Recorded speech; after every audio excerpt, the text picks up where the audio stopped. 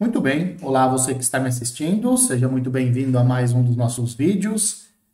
Vamos dar continuidade então ao nosso estudo sobre integrais. E no vídeo de agora nós vamos falar sobre a integral definida, né? Alguns vídeos atrás nós falamos sobre antiderivadas, falamos sobre integrais indefinidas e agora chegou a hora da gente falar sobre integrais definidas. Esse é o principal objetivo desse vídeo. E como referência, nós vamos continuar utilizando o livro do Stuart na sua 7ª edição, beleza?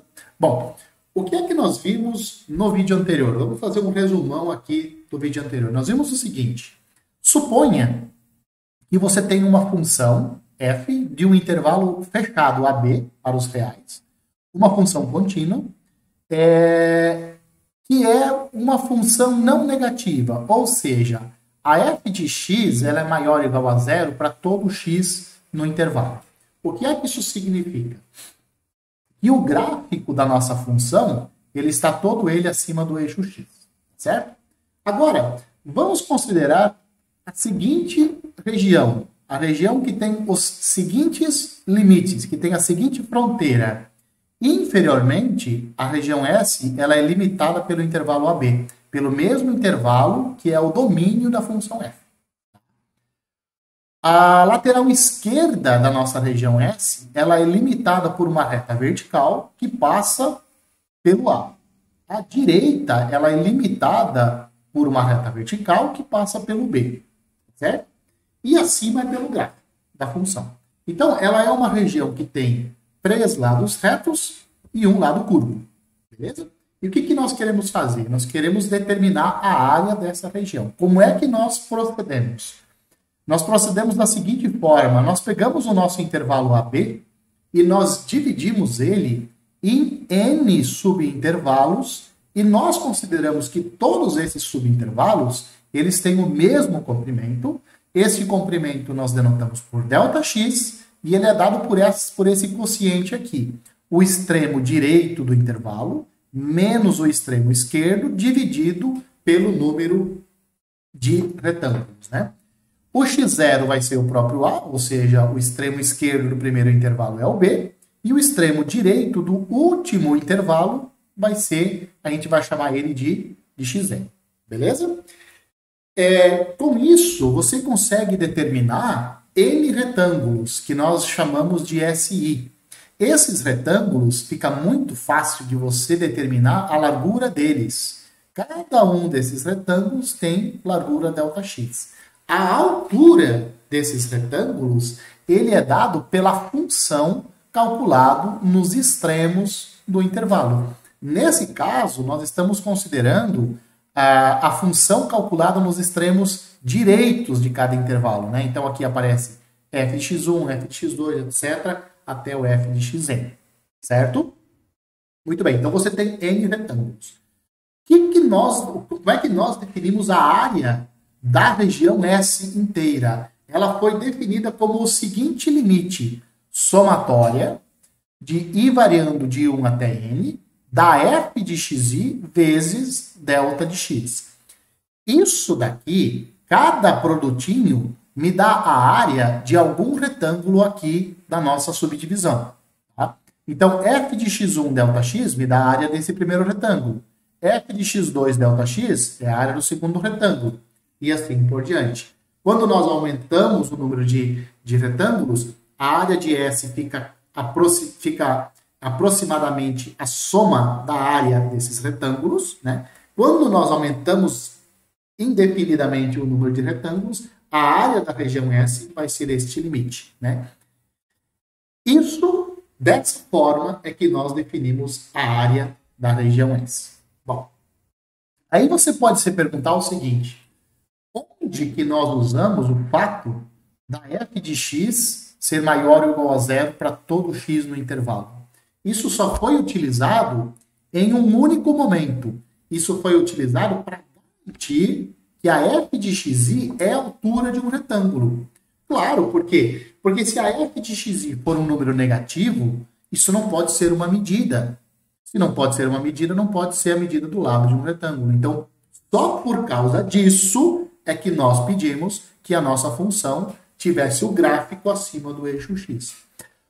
Porém, do ponto de vista matemático, você pode calcular este limite aqui, você pode calcular esse limite sem a necessidade da f de xi ser sempre maior ou igual a zero. Essa f de xi, ela pode ser qualquer número para calcular o limite. É claro que quando a f de xi for um número negativo, esse limite não vai mais dar uma área, né? Mas, mesmo assim, o limite você pode calcular. Quando esse limite existe, ele recebe um nome especial, como nós vamos ver agora, né?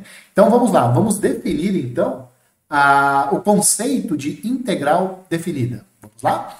Então, vamos pegar f, uma função contínua, de um intervalo fechado AB para os reais. Ela é uma função contínua. Observe que agora nós não estamos mais supondo que a f de x é maior ou igual a zero para todo x no intervalo AB, né? Ela pode assumir quaisquer valores reais. Tá? Que nós vamos fazer? Nós vamos particionar o nosso intervalo em n subintervalos, todos de mesmo comprimento, dado por ΔX igual a b menos a sobre n.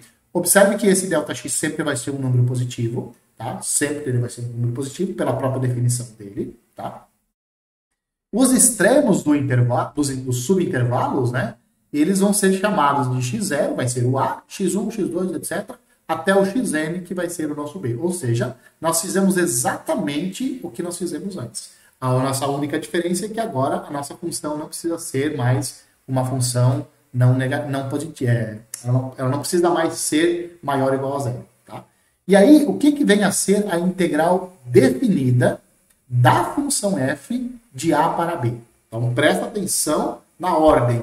É de a para b.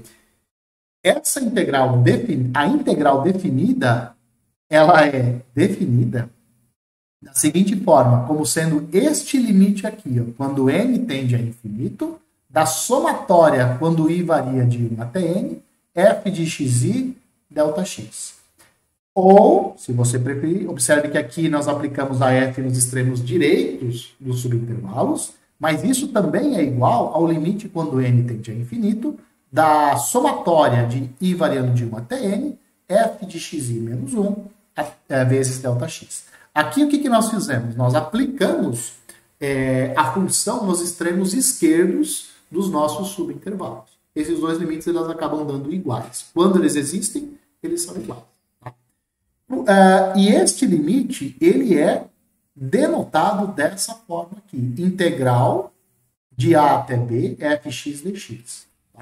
Isso é chamado de integral definida. Vamos aos elementos que compõem, vamos tentar explicar por que é que essa notação é boa. Observe, essa letra que está aparecendo, esse símbolo grande que está aparecendo aqui, ela é uma letra grega maiúscula chamada sigma. Essa letra grega sigma, ela corresponde ao S no alfabeto latino. Então, esse sigma no limite, ele perde todos os seus cantos e ele vira um S prolongado, ele vira um S latino longo. Tá? Então, ele deixa de ser uma letra grega, no limite, quando você calcula o limite do infinito, ele deixa de ser uma letra grega e ele passa a ser uma letra latina, S comprida. Tá? Por que aparece esse A e esse B aqui? O A, você pode observar que é o limite esquerdo do intervalo onde a função está definida. A função está definida de A, B em R. Esse A que aparece aqui, nesse piercing, é esse A aqui. O piercing do nariz, do S, é esse B, que é o segundo, que é o limitante direito do intervalo onde a função está definida. Aqui, fx dx. Tá? Por que aparece fx dx? Aqui parece que está aparecendo um produto. Faz sentido você pensar em produto, porque aqui na somatória aparece f de xi vezes ΔX. Né? Então eu sempre digo o seguinte, no limite, o delta, que é a letra grega correspondente ao D do alfabeto latino, esse delta ele acaba virando a letra D no limite. Então ele deixa de ser uma letra grega e ele vira uma letra latina. Tá certo? Bom, isso aqui, então, isso é o que nós chamamos de integral definida. Se esse limite existe, então você fala que a função ela é integrável no intervalo fechado AB. Beleza? E agora vamos a algumas nomenclaturas. Provavelmente você vai esquecer todas elas, né? Elas acabam aparecendo, algumas acabam aparecendo no decorrer do estudo de integrais, né? Mas essa somatória, por exemplo, ela é chamada de soma de Riemann. Por quê? Em homenagem a um matemático alemão chamado Riemann, né? Que deve ter estudado provavelmente isso aqui pela primeira vez. Esse símbolo ele é chamado de sinal de integral, tá? E ele representa um S alongado, porque ele representa um limite de somas, tá certo? Essa notação aqui, ó, nessa notação, a função f ela é chamada de integrando, assim como num produto você tem numa multiplicação você tem os multiplicandos, né? O A e o B eles são chamados de limites de integração. O A é de limite inferior e o B é chamado de limite superior de integração. Tá? Inferior porque o A é menor que o B, menor ou igual, né? Pode ser igual, não tem problema. Esse é o integrando inferior, esse é o integrando superior. O símbolo dx, ele sozinho, ele não tem nenhum significado. A princípio, ele significa simplesmente, ele indica a variável que você está integrando, a variável dependente. Né? E para finalizar, então, o processo de calcular uma integral, ele é chamado de integração e o resultado é sempre um número. Aqui eu coloquei que ele é positivo ou negativo, mas ele pode ser nulo também. Tá? A integral também pode dar um número, pode dar zero também. Tá? Isso acaba não sendo um problema. Então aqui tem um pequeno erro. Bom, vamos pensar por que é que esse processo ele chama-se integração. Tá? Olha só. Quando um time de futebol, um time de vôlei, de basquete, quando ele contrata um novo jogador, o que é que acontece? Como é que a mídia divulga isso? Ele divulga mais ou menos no sentido de que o atleta foi integrado ao grupo. Né? Foi integrado ao grupo de jogadores. Integrar significa somar. Então, quando um jogador está machucado e ele é reintegrado ao grupo, significa que ele vai somar novamente ao grupo. Ele estava no departamento médico, ele estava se recuperando de alguma coisa, e ele não estava somando ao grupo, porque ele estava no departamento médico. Quando ele é reintegrado ao grupo, ele passa a somar novamente ao grupo. Então, essa é uma explicação de por que é que se chama de processo de integração. Porque você está fazendo somas aqui, né?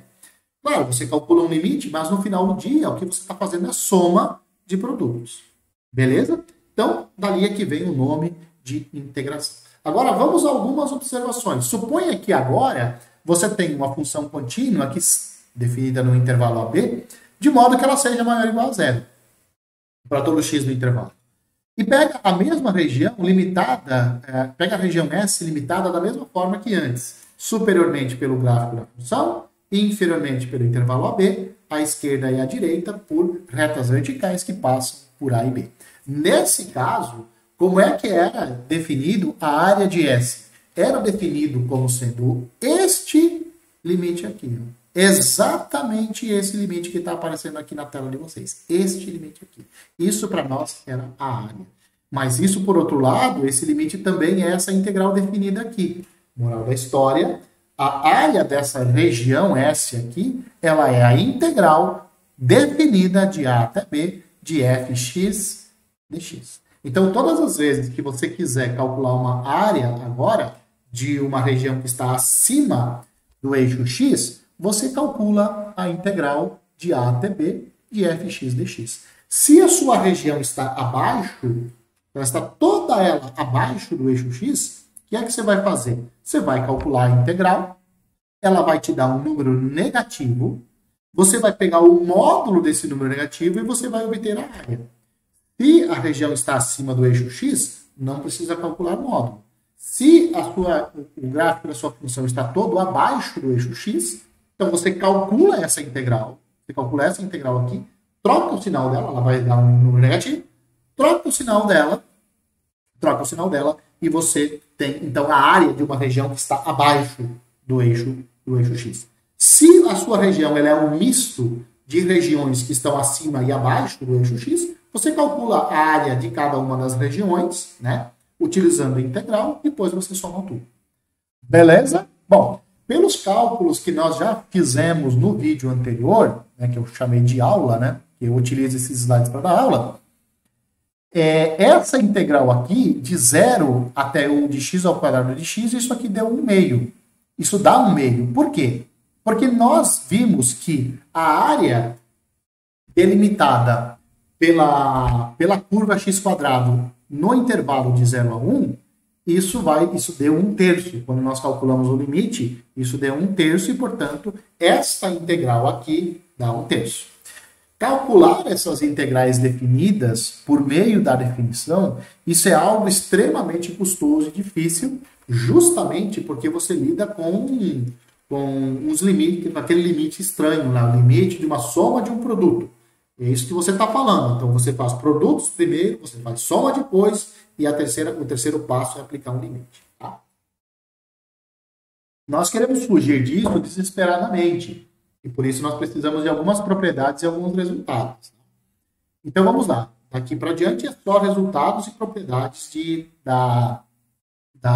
integrais definidas, certo? Então vamos lá. Vamos considerar duas funções, f e g. Elas são integráveis no intervalo fechado AB. E vamos pegar uma constante qualquer. O que nós temos então? Você pode pensar assim, bom, eu sempre preciso integrar de A até B? Não, você pode integrar de B até A, ou seja, você pode trocar os limites de integração aqui.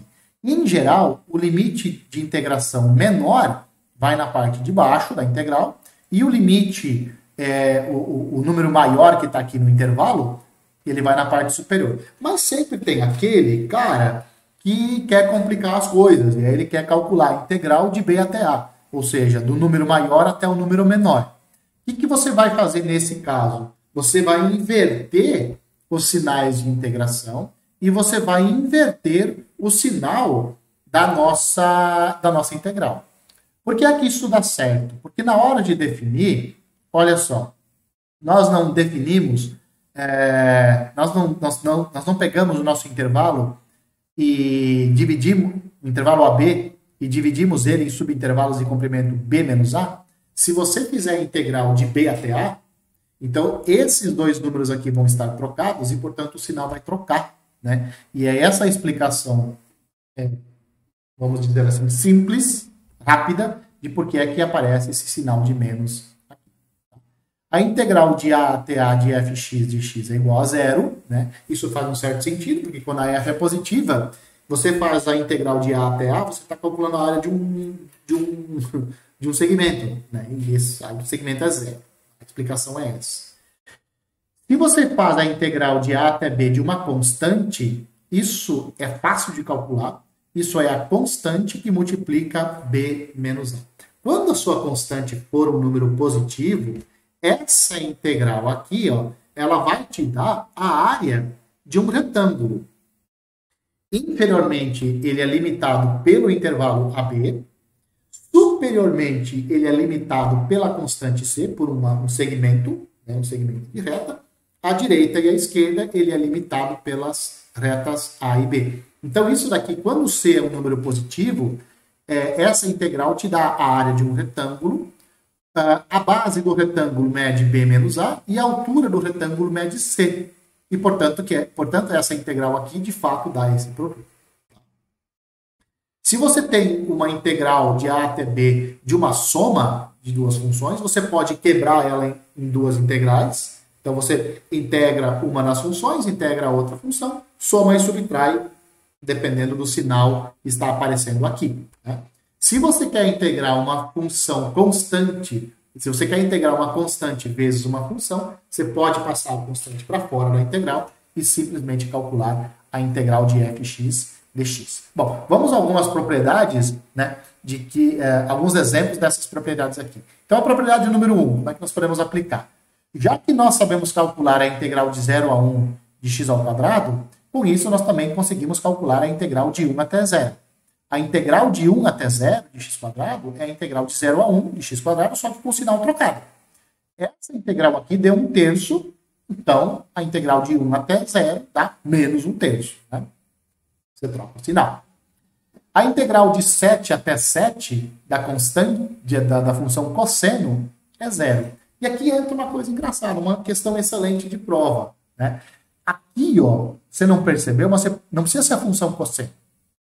Os meus alunos olharam para isso daqui e eles falaram assim, putz, mas como é que eu vou integrar a função cosseno? Você não precisa integrar a função cosseno. Você precisa olhar para os limites de integração. O limite inferior e o limite superior são o mesmo número. Então não importa a função que aparece aqui, pode aparecer uma função esdrúxula. Qualquer função. O fato dos limites de integração serem iguais, essa integral vai dar 0. Tá?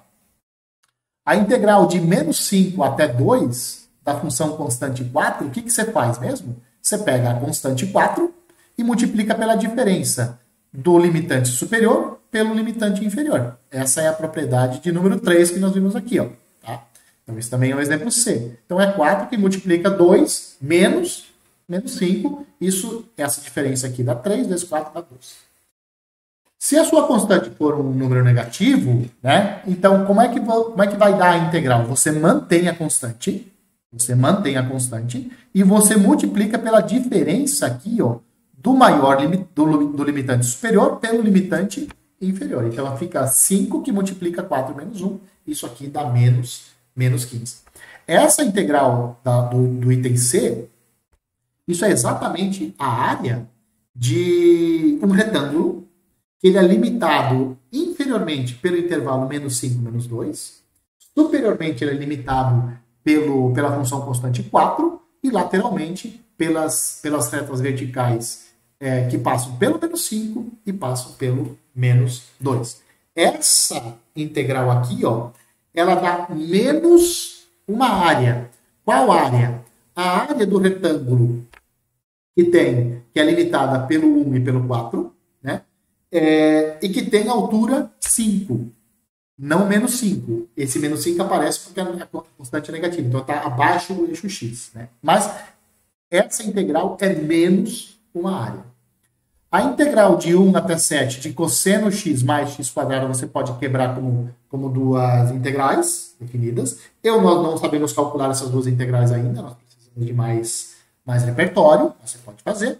Integral de 5x², você pode passar o 5 para fora e simplesmente integrar de 1 até 4 a função x².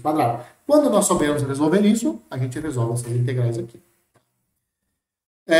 Também, se você conseguir, por algum motivo, se você tem uma função integrável nesses intervalos aqui, ó, AB, AC e CD, de tal forma que o C está entre A e B, ou seja, se você pode quebrar o seu intervalo de integração em duas partes, então a sua integral, ó, de A até B é a integral de A até C mais a integral de C até B.